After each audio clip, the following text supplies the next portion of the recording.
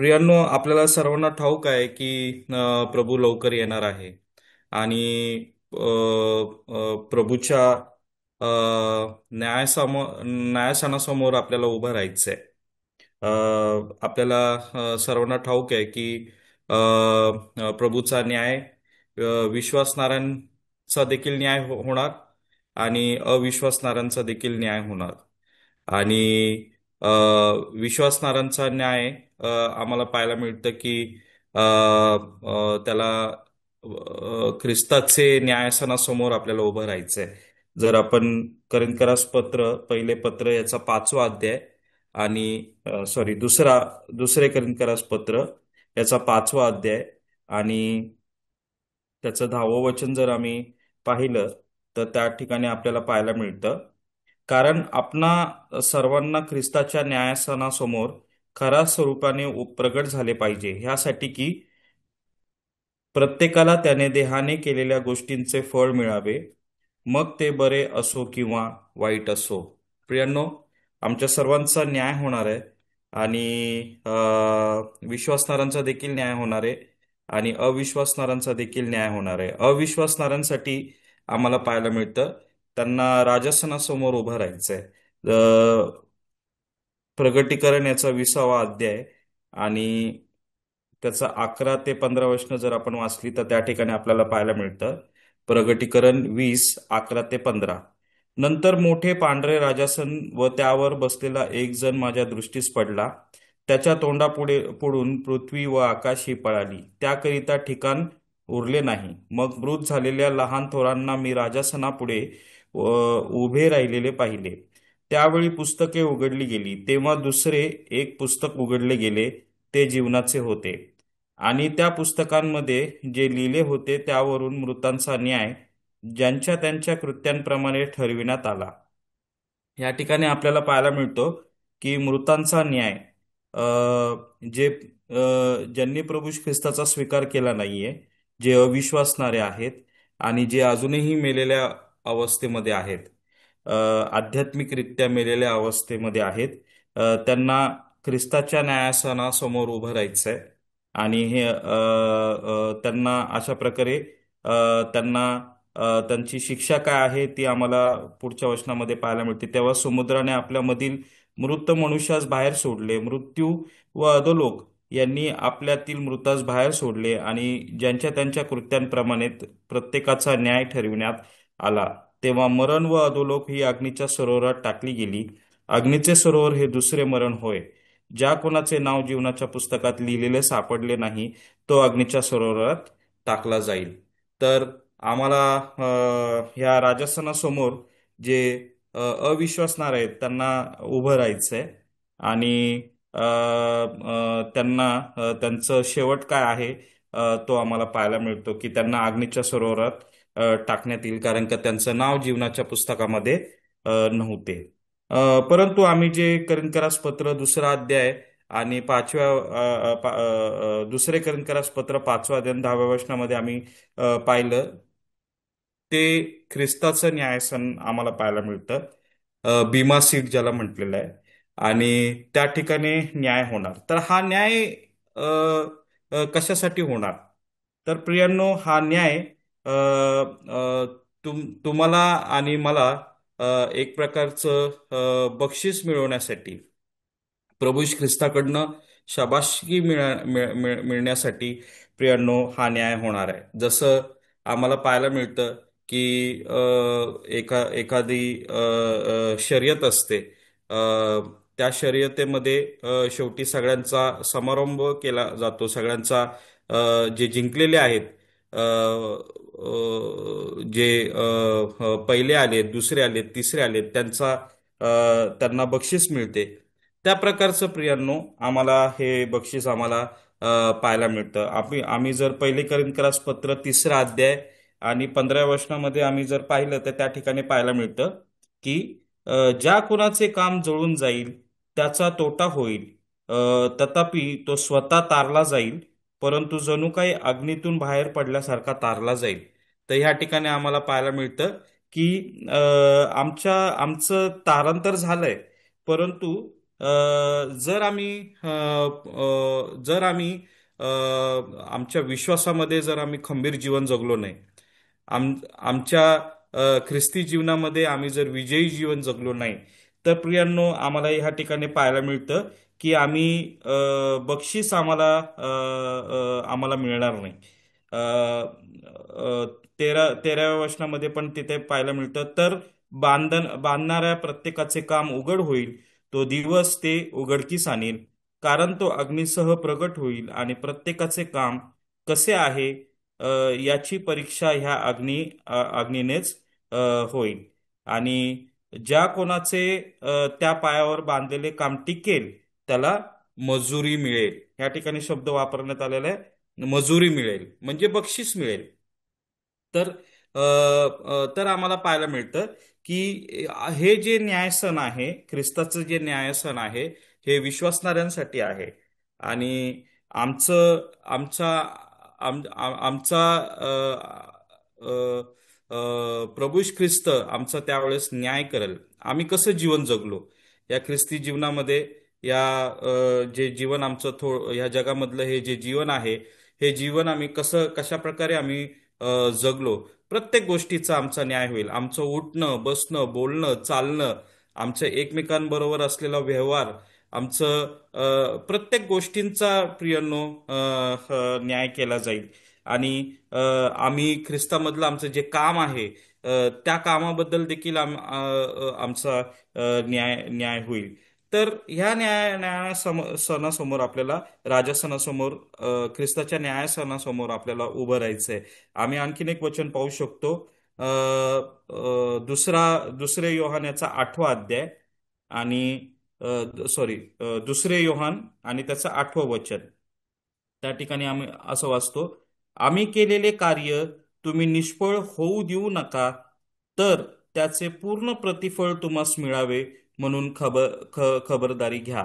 तर आम्हाला प्रतिफळ मिळायला पाहिजे. या ठिकाणी योहान म्हणतो की जे कार्य आम्ही तुमच्यामध्ये केलं ते निष्फळ होऊ देऊ नका, तर त्याचं प्रतिफळ मिळायला मिळायला पाहिजे. म्हणजे आमचं ख्रिस्ती जीवन जे आहे, ते आम्हाला देवाच्या वचनाप्रमाणे देवाला आवडणारं जीवन आम्हाला ठेवायचंय. आणि प्रगटीकरण याचा 3रा अध्याय आणि 11व्या वचनामध्ये देखील आम्हाला त्या ठिकाणी पाहायला मिळतं. प्रगटीकरण 3रा अध्याय आणि 11वं वचन, तिथे असं म्हटलंय की मी लवकर येतो, तुझा मुकुट कोणी घेऊ नये म्हणून जे तुझ्याजवळ आहे ते दृढ धरून राहा. तुझा मुकुट कोणी घेऊ नये. प्रियांनो, ह्या ठिकाणी मुकुटाविषयी म्हटलेलं आहे. तर काय मिळणार आहे आम्हाला? आम्हाला मुकुट मिळणार आहे. तर प्रभू ख्रिस्तामध्ये आम्हाला आमच्या ख्रिस्ती जीवनाबद्दल आम्हाला मुकुट मिळणार आहेत. तर पवित्र शास्त्रामध्ये आम्हाला 5 प्रकारचे मुकुट पाहायला मिळतात. पहिलं मुकुट आम्ही पाहतो ते म्हणजे अविनाशी मुकुट. पहिले कोरिन्थीकरास पत्र 9वा अध्याय 24 ते 27 वचन. आपण जाऊया. पहिले कोरिन्थीकरास पत्र याचा 9वा अध्याय, पहिले कोरिन्थीकरास पत्र 9वा अध्याय आणि 24 ते 27. त्या ठिकाणी असं म्हटलंय, शर्यतीत धावणारे सर्व धावतात, पण एकालाच बक्षीस मिळते, हे तुम्हाला ठाऊक नाही काय? असे धावा की तुम्हाला ते मिळेल. स्पर्धेत भाग घेणारा प्रत्येक जण सर्व गोष्टींविषयी इंद्रियदमन करतो. ते नाशवंत मुकुट मिळवण्यासाठी असे करतात. आपण तर अविनाशी मुकुट मिळवण्यासाठी असे करतो. म्हणून मीही तसाच धावतो, म्हणजे अविनाशी पणे धावत नाही, अनिश्चितपणे धावत नाही. तसेच मुष्टियुद्ध करीतो, म्हणजे वाऱ्यावर मुष्टीप्रहार करत नाही. तर मी आपले शरीर कुदलतो व त्याला दास करून ठेवतो. असे न केल्यास मी दुसऱ्यास घोषणा केल्यावर कदाचित मी स्वतः पसंतीस न उतरलेला असा ठरेल. तर या ठिकाणी पाऊल अ, अ, ख्रिस्ती जीवन जगण्याविषयी तो बोलत आहे. या ठिकाणी तारणाविषयी म्हणत नाहीये. हे जे मुकुट आहे, हे मुकुट अविनाशी मुकुट आहे. आणि हे मुकुट का मिळणार आहे, याचं पर्पस काय आहे, की आम्हाला हे मुकुट का मिळणार आहे? कारण का आम्ही देहावर प्रभुत्व मिळवलेलं आहे. जे पाच मुकुट आम्ही पाहतो त्या प्रत्येक पाच मुकुटाचे कारण आहेत की ते का देण्यात येतील. तर ह्या ठिकाणी जे आम्हाला पाहायला मिळतं की हे मुकुट आम्हाला मिळेल. ते का मिळेल बरं? कारण का आम्ही देहावर प्रभुत्व मिळवलेलं आहे. देहावर प्रभुत्व मिळवणं प्रियांनो किती महत्वाचं आहे. आणि पाऊल हे वारंवार आम्हाला त्याच्या पत्रांमध्ये लिहिताना पाहतो. स्वतः पाऊल पण म्हणतो, आम्ही रोमकरास पत्र याचा 6वा अध्याय आणि 6वा अध्याय आणि 7व्या अध्यायाचा जर अभ्यास केला तर त्या ठिकाणी पाऊल म्हणतो की मला पाप नाही करायचंय, परंतु ते माझ्या हातातून घडतं. आणि परंतु तो म्हणतो की त्यावरती मला विजय मिळवायचा आहे. तर प्रियांनो, आम्हा प्रत्येकाला प्रियांनो, ह्या पापावरती, ह्या देहावरती आम्हाला विजय मिळवायचा आहे. आणि हा जर विजय आम्ही जर मिळवला तर आम्हाला हे मुकुट मिळेल. ते म्हणजे कोणतं? अविनाशी मुकुट मिळेल. आणि पाऊल स्वतः ह्या ठिकाणी तो स्वतःविषयी तो असं म्हणतो की त्याला पण माहिती नाही की मी याच्यामध्ये मी पसंतीस उतरेल का नाही उतरेल, किंवा मी अपात्र ठरेल का मी पात्र ठरेल. कारण का प्रियांनो, देहावरती विजय मिळवणं खूप कठीण आहे. पापावरती विजय मिळवणं खूप कठीण आहे. परंतु आम्हाला पाहायला मिळतं की प्रभू ख्रिस्त जो आमचा उद्धार करता, तो त्याने तो आमच्यासाठी एक उदाहरण म्हणून आम्हाला पाहायला मिळतो. आणि त्याने पापावरती विजय मिळवलेला आम्हाला पाहायला मिळतो. आणि त्याच्याकडून आम्हाला आम्ही आम्ही शिकू शकतो की आम्ही पापावरती आम्ही विजय कसं मिळवू शकतो. प्रियांनो, आम्हाला पाहायला मिळतं की आम्ही पापावरती का विजय मिळवू शकत नाही. कारण का आम्ही एक प्रकारचं दैहिकरित्या आमचं जीवन जगतो आम्ही. जर आम्ही पहिले पत्र त्याच ठिकाणी 3रा अध्याय आणि 1 ते 3 वचनं जर आम्ही वाचली तर त्या ठिकाणी आम्हाला पाहायला मिळतं, बंधुजनो, जसे आध्यात्मिक माणसांबरोबर बोलावे तसे तुम्हाबरोबर मला बोलता आले नाही. तर जसे दहिकांबरोबर, जसे ख्रिस्ताच्या बाळकांबरोबर, तसे मला बोलावे लागले. मी तुम्हा शुद्ध पाजले, जड अन्न दिले नाही, कारण त्यावेळेस तुम्हाला तेवढी शक्ती नव्हती आणि अजूनही नाही, कारण तुम्ही अजूनही दैहिक आहात. ज्या अर्थी तुमच्यामध्ये हेवा व कलह आहेत, त्या अर्थी तुम्ही दैहिक आहात की नाही, व मानवी रीतीने चालता की नाही. कारण जेव्हा एखादा म्हणतो मी पावलाचा आहे, दुसरा म्हणतो मी अपुलोसचा आहे, तेव्हा तुम्ही मानवच आहात की नाही. ह्या शास्त्र भागामध्ये आम्हाला पाहायला मिळतात की 4 प्रकारचे माणसांविषयी म्हटलेलं आहे. पहिलं म्हणजे पहिल्या वचनामध्ये पहिला माणूस जो आहे तो कोण आहे? तो आध्यात्मिक माणूस आहे. तो म्हणतो की बंधुजनो, जसे आध्यात्मिक माणसांबरोबर बोलावे. दुसरा माणूस आम्हाला पाहायला मिळतं, तो दैहिक आहे. तर त्या ठिकाणी असं म्हटलं की पुढच्या भागामध्ये, तर जसे दैहिकांबरोबर. आणि तिसरा जो माणूस आहे तो समान सारखा आहे तो. त्याच्याच पुढचं वाक्य आम्हाला पाहायला मिळतं, जसे ख्रिस्तातील बाळकांबरोबर.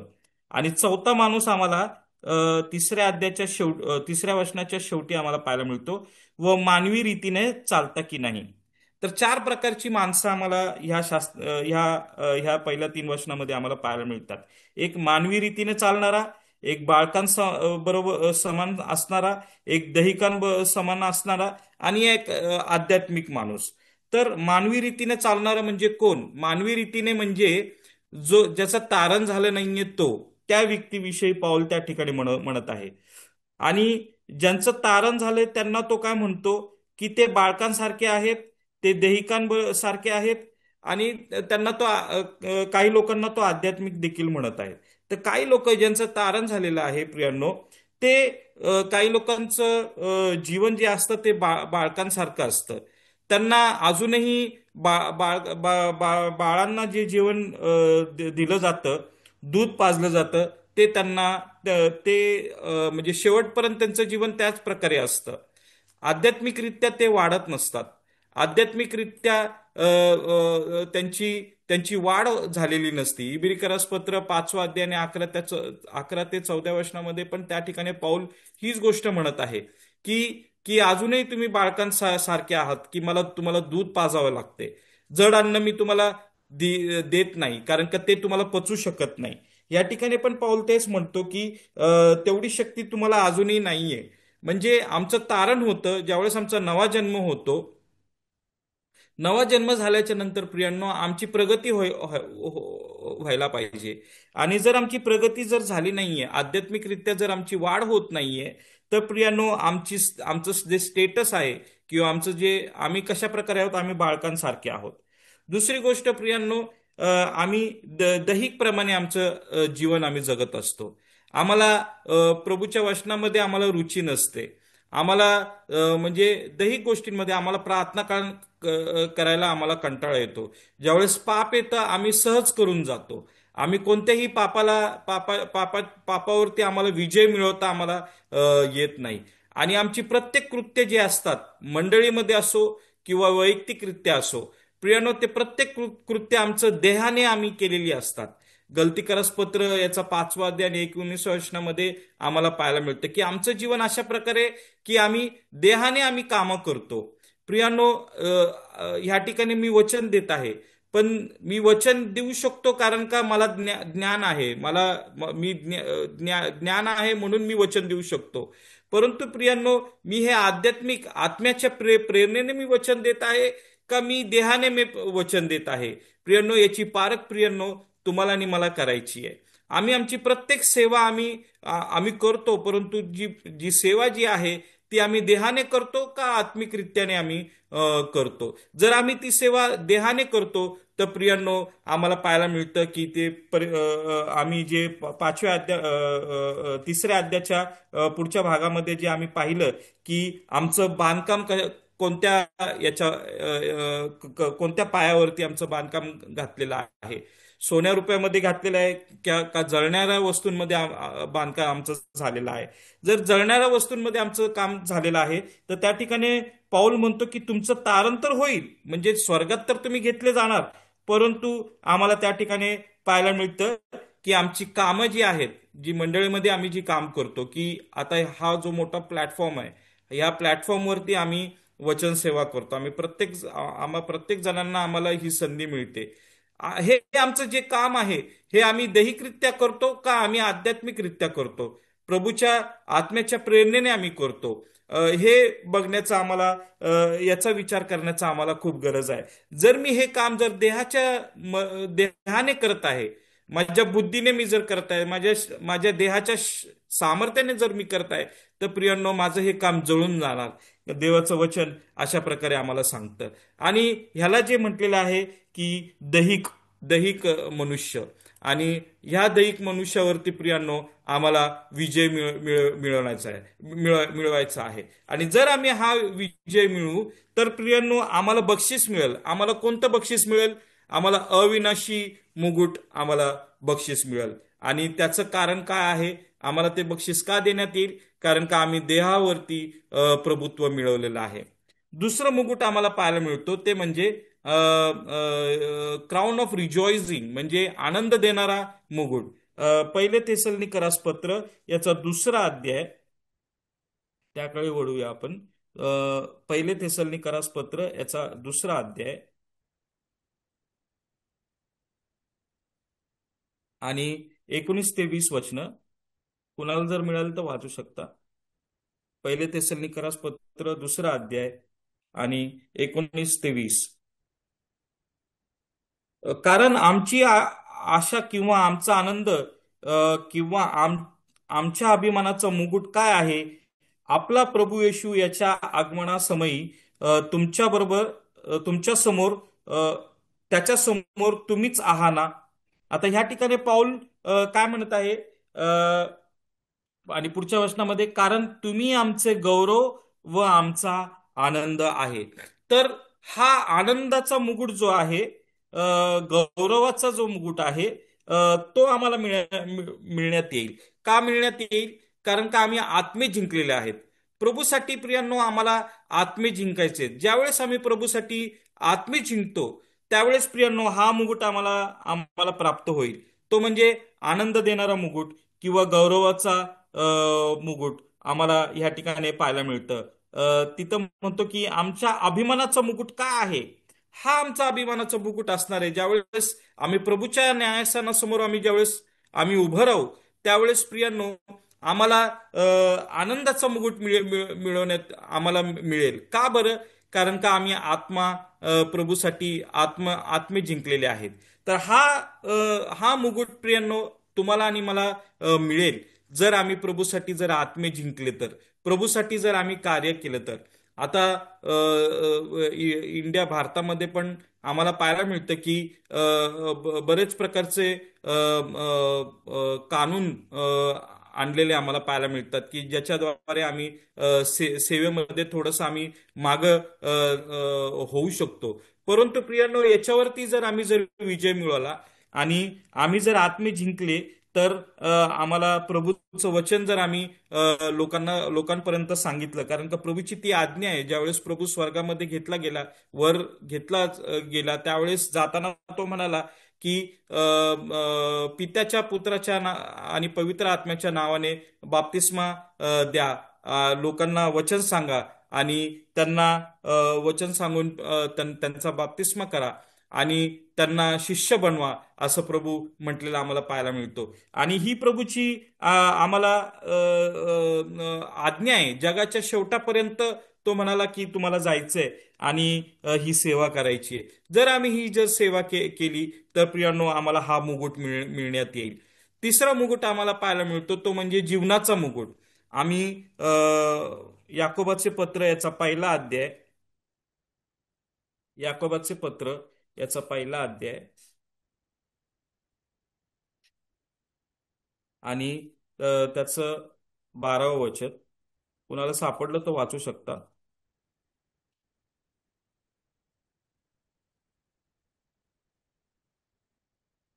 याकोब याचा पहिला अध्याय आणि त्याचं 12वं वचन. जो माणूस परीक्षेत टिकतो तो धन्य, कारण आपणावर प्रीती करणाऱ्यांना प्रभूने देऊ केलेल्या जीवनाचा मुकुट परीक्षेत उतरल्यावर त्याला मिळेल. प्रियांनो, हा मुकुट का देण्यात येईल? हा मुकुट आमचं जे सहनशील जीवन जे आहे त्या जीवनाबद्दल प्रियांनो आम्हाला हा मुकुट देण्यात येईल. आमच्या जीवनामध्ये प्रियांनो हे ख्रिस्ती जीवन जगत असताना नाना प्रकारच्या परीक्षेतून आम्हाला जावं लागतं. नाना प्रकारच्या संकटातून आम्हाला जावं लागतं. म्हणजे आमच्या चुकांबद्दल झालेले जे संकट आहेत ते नाही, परंतु ख्रिस्तामध्ये जे ख्रिस्तासाठी जे आमच्यावरती आलेले जे संकट आहेत प्रियांनो, त्याविषयी या ठिकाणी याकोब म्हणत आहे. आणि याकोब म्हणत आहे की जर याच्यावरती जर आम्ही जर विजय मिळवला आणि ह्या नाना प्रकारच्या प्रसंगातून ज्यावेळेस आम्ही विजय मिळवतो तर आम्हाला जीवनाचा मुकुट आम्हाला प्राप्त होईल. प्रगटीकरण याचा दुसरा अध्याय आणि 10व्या वचनामध्ये पण आम्हाला त्या ठिकाणी पाहायला मिळतं. प्रगटीकरण याचा दुसरा अध्याय आणि 10वं वचन. तिथं असं म्हटलंय की तुला जे काही सोसावे लागणार आहे त्याचे भय धरू नको. पहा, तुमची परीक्षा व्हावी म्हणून सैतान तुम्हापैकी कित्येकास तुरुंगात टाकणार आहे आणि तुमचे 10 दिवस हाल तात जातील. मरेपर्यंत तू विश्वासू राहा, म्हणजे मी तुला जीवनाचा मुकुट देईल. प्रियांनो, ह्या ठिकाणी आम्हाला पाहायला मिळतो की जीवनाचा मुकुट आम्हाला का मिळेल? कारण का आम्हाला परीक्षेमधून आम्हाला पास व्हायचंय. जे आमच्या आमच्या जीवनामध्ये नाना प्रकारचे जे हे येतात, संकट येतात ख्रिस्तासाठी, ख्रिस्तामध्ये जे आमचे संकट येतात त्यावरती आम्हाला विजय मिळवायचा आहे. चौथा मुकुट आम्हाला पाहायला मिळतो, तो म्हणजे वैभवाचा मुकुट. आणि ते कुणासाठी आहे? पहिले पेत्र याचा 5वा अध्याय 2 आणि 4 वचनामध्ये आम्हाला पाहायला मिळतं की जे देवाच्या लोकांचं पालन पोषण करतात, जे मंडळीचे सेवकगण आहेत, जे मंडळीची सेवा करतात, वडीलजन आहेत, त्यांच्यासाठी आहे. आणि 5वा जो मुकुट आहे तो म्हणजे धार्मिकता. धार्मिकतेसाठी जे जीवन जगणारे आहेत प्रभू ख्रिस्ताची वाट बघणारे जे आहेत त्यांच्यासाठी ते आहे. दुसरे तिमोथेचा 4 अध्याय आणि 8व्या वचनामध्ये आम्हाला ही गोष्ट पाहायला मिळते. तर अशा प्रकारे प्रियांनो आम्हाला 5 मुकुट आम्हाला पाहायला मिळतात. पहिलं आम्ही पाहिलं अविनाशी मुकुट, दुसरं आम्ही ब्रदर, पाहिलं वेळ आनंद देणारा संपलेला आहे. मुकुट, तिसरं तिसरं आम्ही पाहिलं जीवनाचा मुकुट, चौथा आहे गौरवाचा मुकुट, वैभवाचा मुकुट, आणि पाचवा आहे धार्मिकतेचा मुकुट, म्हणजे प्रभू ख्रिस्ताची वाट पाहणारे आम्ही जीवन जगत राहूया. तर अशा प्रकारे प्रियांनो आम्ही आमचं जीवन प्रभू ख्रिस्तासाठी आम्ही जीवन जगत राहूया, की प्रभूला आवडणारं जीवन, आणि मग तो आम्हाला अशा प्रकारे बक्षीस मिळेल, आणि त्याच्या नावामध्ये आपण जगत राहूया. धन्य येशूना.